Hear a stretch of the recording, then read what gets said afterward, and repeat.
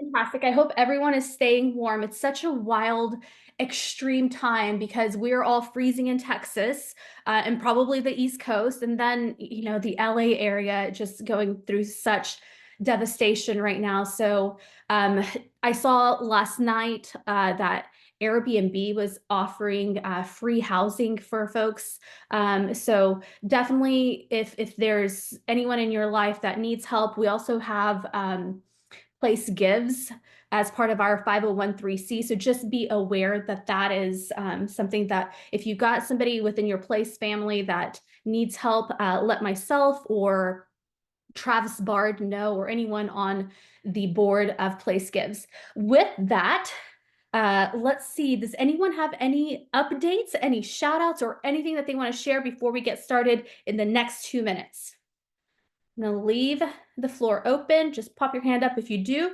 If you don't, no worries. Okay. If you're in the Austin area next Wednesday, if you're newer to real estate or you've not maybe taken a mortgage lending 101 class recently, we will have a mortgage lending 101 class with Daniel Price. He's our Envoy rep here for our team. You're welcome to pop in. I'm going to put that link in chats for you here in just a little bit. Alicia, I'm going to you. You look very snug and warm this morning. And my hands are freezing. Sorry, I can't hit things quick enough. I just wanted to shout out Hillary and Kaylee on our team here in San Antonio. They have not slowed down. During the holidays, they were still putting in 40 plus hours every week, even Christmas week and New Year's week. And they have 4 pendings already for the year. Plus, there's 2 to 3 more in the pipeline. So I just wanted to shout out all of their hard work and super proud of them. That is amazing. The holidays are usually slow because of one main reason. It's usually us. It's not really the market. I looked at showing time the other day for showings, or the other day, like 3 weeks ago, and it was really 4 days during the holiday where showings actually were down. The rest was just like, it was like a practically normal October for all we knew based on the showing data. So interesting stuff. Just keep it in mind for the following December. Great job, Hillary and Kaylee. I love that. Chris, you're probably not cold right now. Are you still in Orlando, sir? I still am in Orlando. It's honestly kind of cold here though, but I was just coming from Northern Virginia or DC and it was like freezing there, so this isn't as bad, but I'm walking around with like just a t-shirt and everyone's like thinking I'm nuts here in Florida. I'm like, whatever. I love that. I love that. I love that we get to talk to you finally. So thank you for giving us the time. You were hanging out with Ken Posick, another big person that we love out there yesterday. What were you guys Yeah, doing? we were going around shooting some videos, and then he's about to pick me up shortly. We're gonna hang out at his office and keep masterminding together. Me and him have been doing YouTube and Instagram for a while, so yeah, Ken's got an amazing business for sure. And actually, I'm doing a vlog, and I asked him all his best advice for realtors, so I think it will really help with this call too. So. Oh man, okay, I love this. Okay, so we'll get started. Before we get started on social media and video, I want just what made you successful to begin with wasn't video and social media. So I want to go back to the basics real quick, if that's okay with you. Yeah, Uh, the funny thing is, me and Ken were actually talking about that on the video. okay. We were saying that a lot of people think that it is social media and video, and they don't have to call. We still have to call all the leads and all that, so it's not something that I'm still calling actively every day. And yeah, so I don't run from this and be like, I'm gonna go spend a bunch of money. Like you still have to work, and I'll go through that.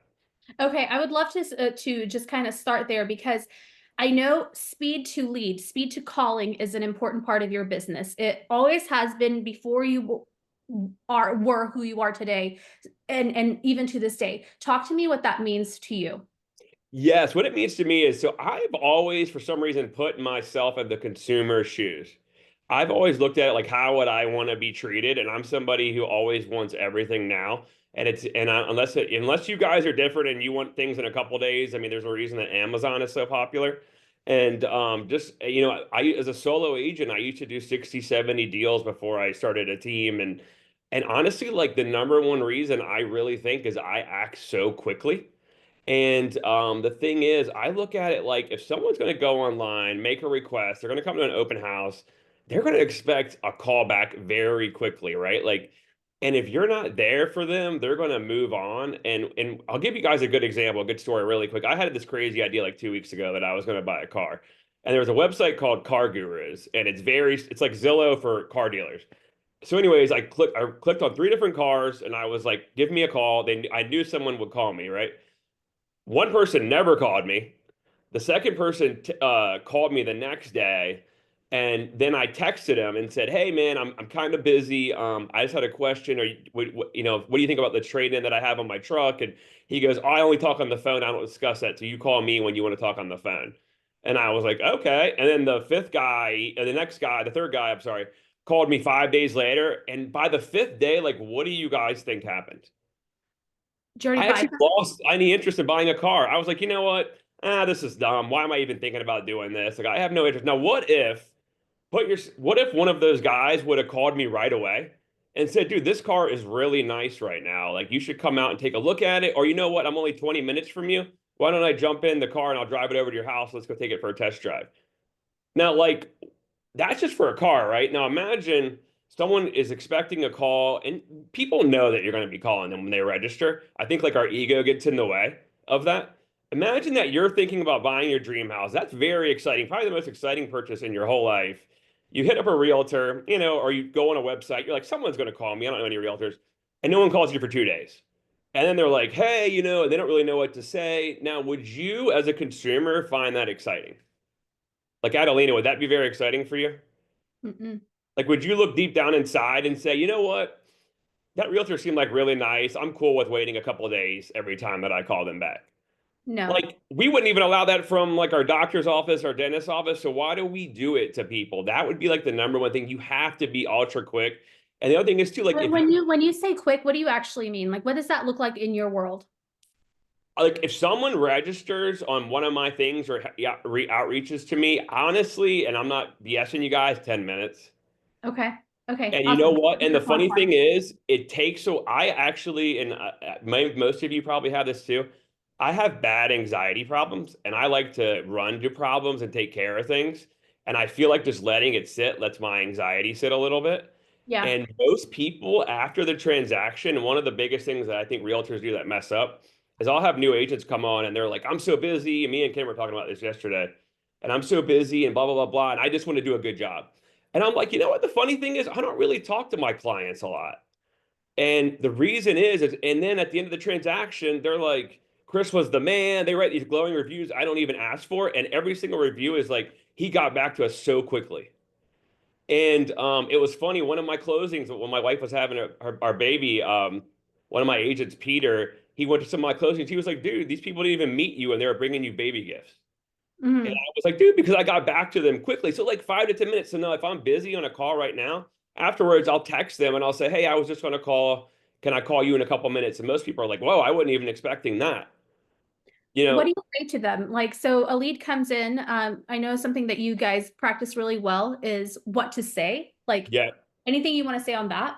great question. No matter what happens, no matter if it's a web-to-web lead, if it's a lead in my pond, if it's an old open house lead, this is how I say, I go, hey, Adelina, this is Chris Colgan calling from EXP. I noticed you're on my website recently looking at some houses. Did you have any questions? And then I shut up. Now, if the person goes, I don't know what you're talking about, or no, not really, for me, and you guys can probably tell, I just don't shut up. So I just say, hey, you know what? Oh, really? That's not the case. No, it really wasn't. And then I just say, the key guys, and definitely write this down. I only ask questions that I know the answer to. Does that Okay. make sense? Okay. What does that look like? What do you mean? Okay, so you know what? So you know what, Chris? I don't know what you're talking about. Or yeah, I was on there. You know what, guys? You know what, Adelina? Just real quick, if you were going to buy a house, where would that be at? Mm, Right? Austin, Texas. And Yeah. then I shut up. Yeah, Austin, Texas. Oh my God, I love it over there. One of my favorite neighborhoods is East Austin. I'm just making that up, obviously. And then I say, you know what? If you were going to buy a home, did you have a price point in mind you were thinking of? Yeah. Probably 5 to 7. Oh, that's awesome. There's like plenty of great homes in that price point that I know of. I know of a couple that are coming on the market right now or coming soon. So like what's making you want to buy? Do you own or do you rent a home right now? I own, but we're having another baby. Oh my God, that's like so exciting. So you're definitely probably wanting to like, upgrade and all that. Now, I assume, and just tell me if I'm wrong, would you need to sell that house before you got into another house? I do, yeah. Right. Okay, cool. Now, have you ever had anybody come by and tell you what it would sell for and maybe like any work it might need? I can come by. Honestly, it'd only take about 20 minutes. No obligation. I already looked on Google, so on Zillow, so I have an idea of it. Perfect. All right. Now, if I could like wave a magic wand, like when would you want to be in the new place? Like when is your baby due? June. June. Oh, okay, cool. Now, I'm assuming that that's going to be coming up pretty quick, right? So I'm assuming you might want to be in there a month or two before the baby's born. Yeah. Yeah. So honestly, we might want to meet. Totally up to you. No obligation. Like I said, we might want to meet, talk a little bit more about it, but all good. The Google stuff is honestly usually on point. Now, are you going to be paying cash or are you going to be getting a loan? I'm gonna get a mortgage. Awesome. I know some really great lenders that like give the best rates and all that. If you want, I can put you on a three-way text really quick, no obligation. They don't have to pull your credit or anything like that. They can just kind of tell you what you look at payment wise and all that. Is that something you'd be interested in? I mean, as long as, there's no commitment. Definitely no commitment. So even when I text this guy, he knows how I work with my clients. I'm gonna say in there, hey, look, she's not looking to get her credit pulled. She can kind of tell you a guess of what she might walk away from selling her house. And maybe let's give her a ballpark on some payment options for 500,000 to 700,000. So I'll actually put that in the text. Is that cool with you? That's fine, yeah. All right. So I'll tell you what, it sounds like you're probably not ready for me to come over yet, right? It's very early stages. Awesome. Okay, let's do this then. Let's do this. I'm gonna go ahead right now. Wait, give me 1 minute. I'm gonna text the lender with you. Is this number I called you on the best number to text you at? Yes. Okay, I'm gonna text him right now. 1 second. So I literally do that. I text the lender, and then the lender usually writes back pretty quickly.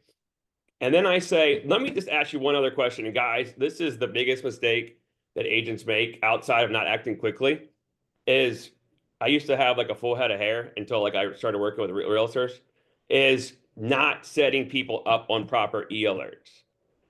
Okay. Now she said 500,000 to 700,000. Now I don't know much about Austin, Texas. I know like Joe Rogan's there and Elon Musk. But here's the thing, right? Austin's probably pretty big, right? Like people will tell me they want to live in Washington, D.C., and I find out it's an hour away, right? So I will say to Adelina, I'll go, hey, 5 to 7, was there any neighborhoods that caught your eye? And you don't have to answer that, Adelina, right now. And then she'll say, yeah, I like Palisades, I like this area. I'll say, okay, cool. I'll tell you what, let me go ahead and set you up on a search for those houses.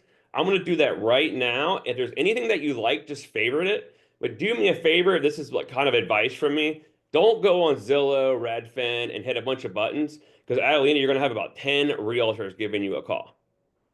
Okay? That's Fair enough? fair So enough. if you don't like what I'm sending you, Adelina, you're not going to hurt my feelings. Just text me right back, and I'll go in and fix it. Got it. Okay? You're so personable. I like that. Like it's a very real conversation. I feel really heard. I don't feel like you're pushy. There's a lot of times that you've said no pressure, like no commitment. I like that. You Yeah, do that for like I'm more of like a internet. conversationalist, and honestly, like when I really call, I'm like 10 conversations to an appointment. Okay, 10. Okay. You do Yeah. that with also like all of your incoming leads from all sources, really. If you call me off of Zillow to whatever, like obviously if Zillow, I'm not going to say you are, but everything I have this exact same conversation. And guys, that script, the LP Mama script's in our place. Yeah. Now, Okay, go one thing ahead. I just want to add to why that e-alert thing is so important. So I have two people that every day they go in and kind of backtrack my agents and follow them. It would make you guys sick how much money we've lost that people have said they sent me the wrong houses. Or they told me they were going to send me houses, I never got them. And so go back to the car analogy. Let's just I'm looking to buy a Mustang and the car dealership emails me Camaros. Do I say to them, you know what, guys, that's cool. I'll do it on my own. They can keep emailing me Camaros. Or what button would I hit from the Camaros? Unsubscribe. Yeah, you would do the same with houses, right? Now go back to it as a consumer. What would you do? Honestly, guys, like, would you say, you know what, that's a nice realtor. I don't really care. They're sending me the wrong houses. You don't know me from Adam. You're going to be like, ah, screw it. Honestly, I would say that's probably outside of not calling quickly the number two mistake most realtors make. You, before you decided to have a team, which is more recent, you would sell 50, 60, 70 houses solo on your own in a Mhm. competitive market. You kind of alluded to earlier when we talked around the daily discipline of the task. What does that mean? Like for me, I'm not like the like I usually just get up and would do it like an hour around calling, like an hour in like Brivity or at the time it was Boomtown. And then I was just like I would just do it every day. And then from there, if I have a buyer that's like a buyer or seller, I honestly almost call them every day or message them some way. And I'm like, hey, I want to let you know I'm still looking for you, or I haven't seen anything good new. And then from there, I'm kind of just reacting from clients. And honestly, I used to crack up when these agents would be like, I'm spending 4 hours calling expireds and doing all this and that. And like, that's just not me. Like, I am not going to sit there all day and cold call. And I had to adjust for that, right? And so like what I will tell you in 2025, if you don't want to be like good on the phone, then that me and Kim were talking about this yesterday too. Go sit in open houses all weekend, which you should be doing anyways. But keep in mind, no one's going to walk into an open house and say, you don't have to call me ever again. They're going to expect a call, right? Would you guys expect a call? Yes. So, like, they're going to expect you to call them. So, you're going to have to call no matter what, guys. And then from there, the other thing I always tell people is a bunch of my buddies are in government, IT sales. We're obviously in DC area. I was at a fantasy football draft with them on a Saturday. They were on the phone the whole time. Just because they work for the government, they're not off on Saturday. They're still calling people all day long. So, like, Wow. if you think like, hey, real estate, I don't want to be on the phone. Trust me, other jobs you're going to be on the phone. That's hard. What do you want to share about social media? You know, with social Hot topic. media, here's the thing, right? Like with social media, I think why I've done good with it is I'm just super consistent. I don't really care what people think about me. I mean, I guess I probably do subconsciously, but you go down right and I post a lot and I try to give people information that I would find interesting, like what's coming to the area. You know, I don't really talk about listings. It's not like people in my area don't really care about houses for some reason. But just like go on there, hey, what's coming to the area? You know, what's going on? Hey, you know, this is what's happening. And then from there, like you just gotta be consistent. And then if nobody, you know, and like if it's not working, then you just change it up. But if you're not posting every day, then it's like you might as well just forget about it. Like you're not Kim Kardashian, you don't have 400 million followers, and I don't look as good as Kim Kardashian, so I just can't post once a week. You know what I mean? When you say posts, do you mean like not stories? I mean, stories is part of it, but Or like yeah, posts. no. Yeah, like you've got to give Instagram, you got to I look at it like the way from Instagram, they want eyeballs on their site to put ads out there. So they want you bringing them traffic. So if you're not bringing them traffic, they're not gonna, the number one thing they care about, which would be a little inside tip for me, is shares. So if your posts are not getting shared, then they're not gonna share it with anybody else. Meaning people are going on there and saying, "Oh, this is really cool." They're not gonna show you. So like what people don't care about is if I'm like, man, you know, like imagine again, let's put yourself back in the consumer's shoes. If you're a consumer, do you really care about the 7 greatest home inspection tips for the week? No. And as much as I love Josiah in Place, I don't use any of their templates. You know, do you really care about that you just listed a house? Now, go back to Adelina, 5 to 700,000 in Austin. Does she really care that I listed a house 350,000 in downtown Austin? You know what I mean? Like they don't really care. Like they want to know what's going on in the area, like what's happening. They do want to know what's going on in the market, but there is a certain segment they just don't care. You know, that's not like on their mind all the time. And so that's what you got to do is just share good information like about your community. And like honestly, it's funny. Like I know some of my team's on here, but it's kind of funny. Like in my area, like you can legit not walk anywhere with me. Like everyone comes up to me and is like, "Oh my God, it's you, dude!" Like taking pictures with me. Like it's ridiculous. Now it took a year or two to get there, right? The other thing that's happened with it is my sphere loves me, is using me all the time because they see me out there so much, and then people at their work talk about it. But what I will tell you is, do not leave this conversation saying, "I'm just gonna go out and do YouTube and Instagram and not call anybody." I still call people every day. Got it.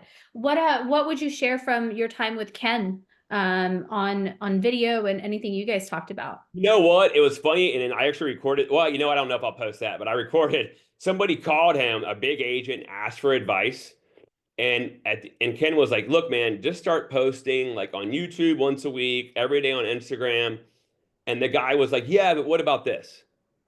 And then the guy was like, "What camera should I get?"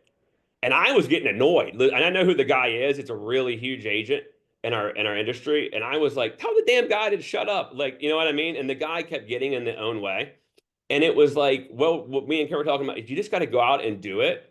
And you're going to look like an idiot. Like the first time I did it, I was like, mumbling and all that. That would be like the first thing is like, you don't know how many people have called me and they've never run with it.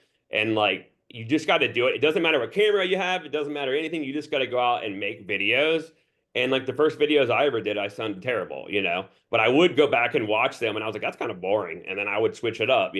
That's kind of what we're talking about. And then just being super consistent and building like a community. And then from there, like, building a newsletter. But you've got to get started. I would choose one platform though. Like if you're a big TikTok fan, use that. If you're a big Instagram person, use that. If you're a big YouTube person, use that. Instagram definitely has the most, I would say like cachet with like people like look at you the highest if you have a big Instagram because TikTok will just throw whatever out there.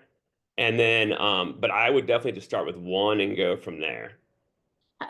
If you walked me back to 2 years ago, Mm-hmm. how many followers would you say you would have had on Instagram? Like your I had critical. 300 2 years ago.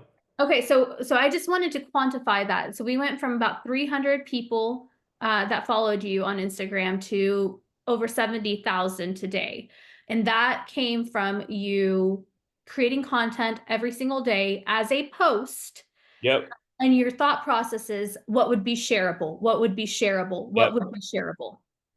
Yeah, a post, a reel, anything like that. And it was always like, well, no, there's been things that flop. There's been things that are great. But you know what the great thing is? All those 70,000 people live in Northern Virginia. They're not in Texas. Does that make sense?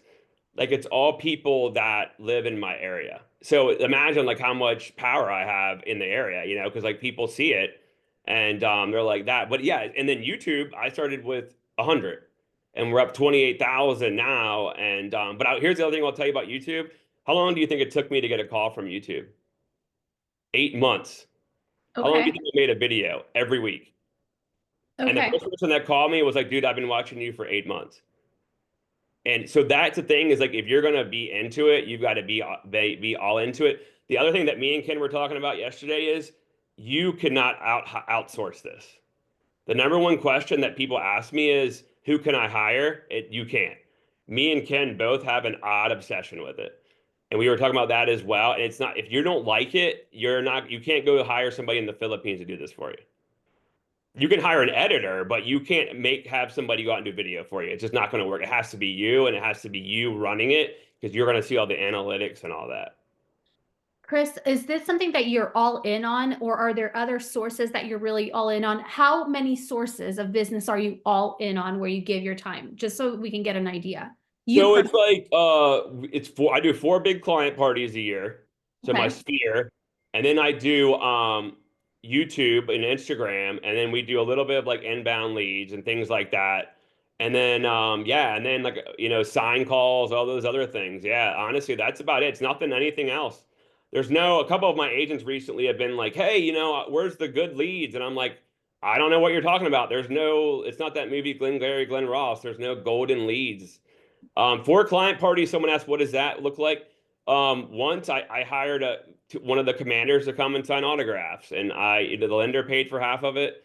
I'm renting out a movie theater for Snow White. I had everybody at my family's lake house. The beautiful thing is, if people don't show up, I don't care because I invited them, and that's 2 calls, 2 postcards, 2 invites, all that to get them there. Okay, so you're like the client event is the excuse to Yep. reach out. I look at it like, would I rather call them and say, hey, do you have any real estate questions? Or would I call them and say, hey, you want to come to my party? To me, that's just an easier thing for me. I got to go in like 2 minutes speaking to King. Yeah. Quick question. Facebook hasn't come up, right? Like, do you consider that dead? Facebook? I don't use, as far as like posting on Facebook, Yeah, Facebook's dead. Yeah, they want you to pay for it. Yeah, they're dead. I wouldn't even. The only time Facebook does, I will tell you good, is like with your sphere. Like you got to be like you got to tell a story though. Like, man, I had this couple and I got their first home and I take a picture at closing. If you're like, check out my new listing, no one gives a crap. You know what I Gotcha. mean? Yeah, that's my personal opinion. I've never had much luck off of it. Instagram, YouTube is where it's at right now, and they're like at war with each other, Google and Meta. So it's like, they're spending money on it. Yeah, Love that. Can you put your contact info in so that anybody who feels really passionate about the yeah. topic, You can text me and anytime. you're DC, the DC market, Washington DC, and also Virginia. So Yeah, I'm in refer. Virginia and DC. Yep. Love that. Love that. Thank you Yeah, for sharing with us this morning. Thanks for taking time. Tell Ken hello, I and then will. we'll dive into social and video in the future and have you back on, and so we can dive deeper. Really appreciate you. Thanks for kicking us Yeah, off, and we will no see you next problem. time. All I'll right. see you guys later. Bye, Chris. See you later. Bye.